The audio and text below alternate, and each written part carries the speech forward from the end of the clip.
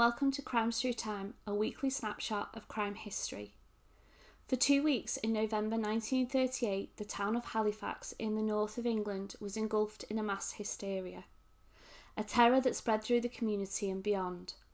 A perpetrator was on the loose, attacking local people, dubbed the Halifax Slasher. Scotland Yard was dispatched, such was the seriousness of the situation. Vigilante groups patrolled the streets. Businesses in the town were shut down.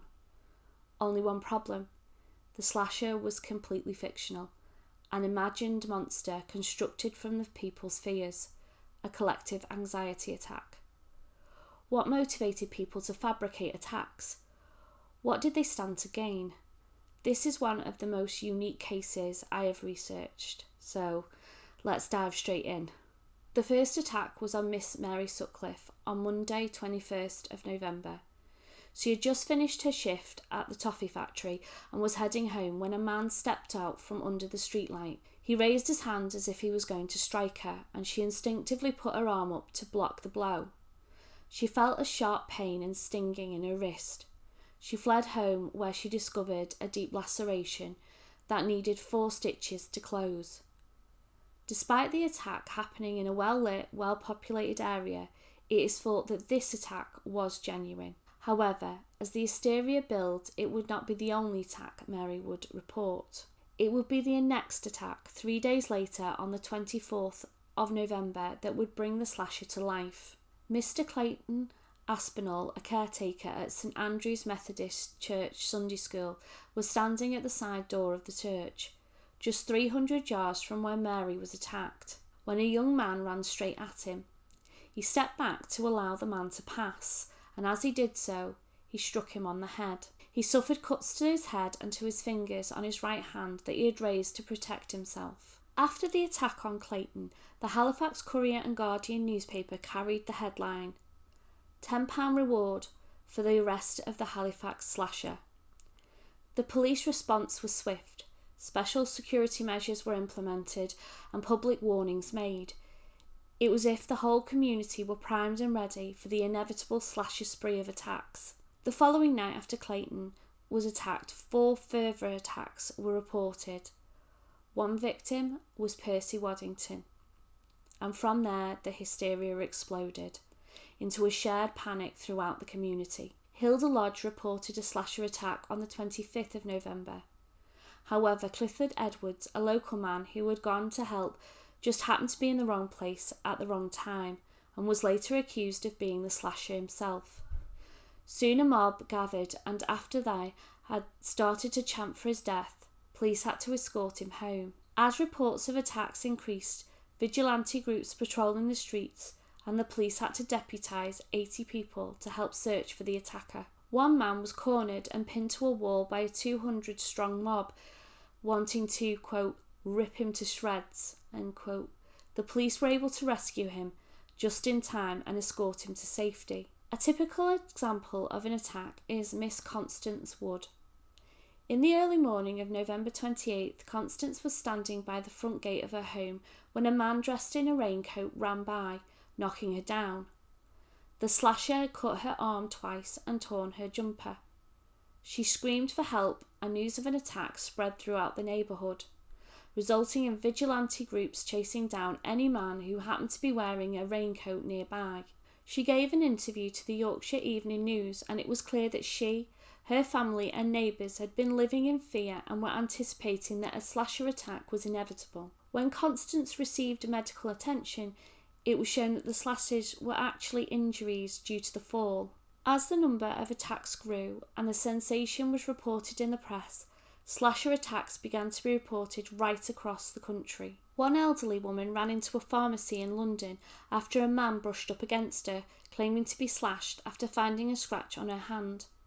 It turned out that it was just a scratch. No attack had occurred.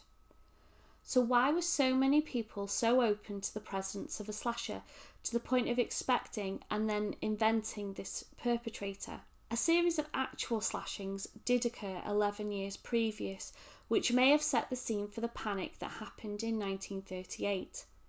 James Leonard was sentenced to 6 months on the 16th of February 1927 for stalking and slashing the clothes of 6 women in Halifax. He was immediately discounted for the reported 1938 attacks because of his prominent nose, a feature mentioned by all the victims in 1927 and what allowed him to be so easily recognised and arrested. No one, when describing the attacker in 1938, noticed his nose. Actually, no victim in 1938 could describe the attacker in any useful way. And then, on the night of the 29th of November, Mary Sutcliffe reported a second slasher attack. Her mother walked her to the door of her house and momentarily turned away. Mary fell to the floor on her doorstep. She had suffered a slash to her clothing, resulting in a small cut on her chest. This was 4:45 p.m. Police arrived within 5 minutes. Her neighbours were all at home and her mother was nearby, yet no one saw the mysterious attacker. Scotland Yard got involved on Tuesday the 30th of November. At one point, the police believed there may have been up to 3 slashers because of the number of simultaneous reports of attacks that were physically impossible for one person to be carrying out. In total, between 200 and 400 were reported.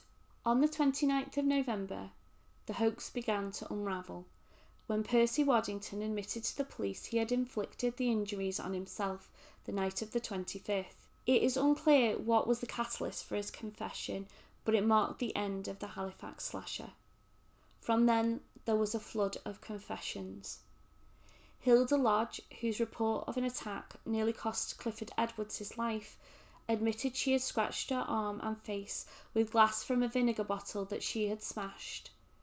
She said, quote, "I don't know what made me do it." End quote.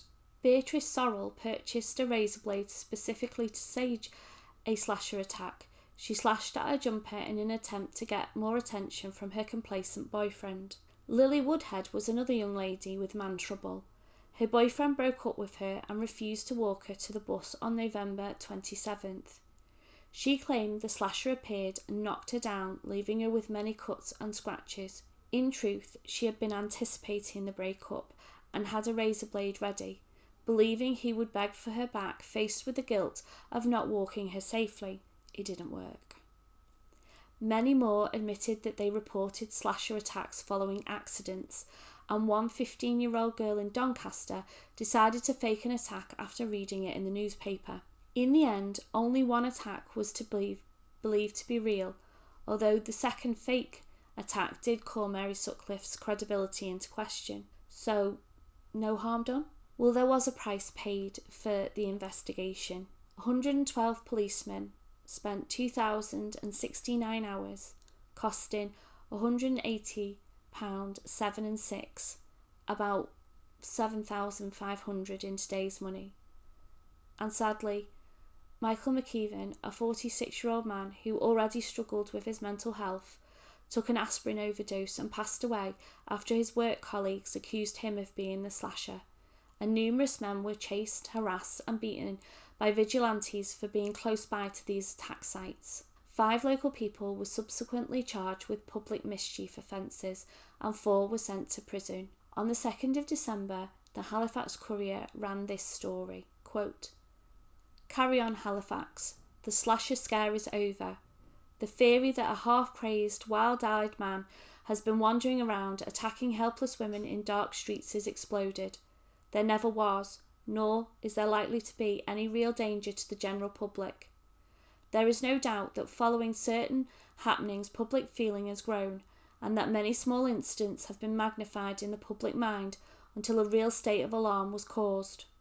This assurance that there is no real cause for alarm, in short, no properly authenticated wholesale attacks by such a person as the bogeyman known as the slasher, should allay the public fear."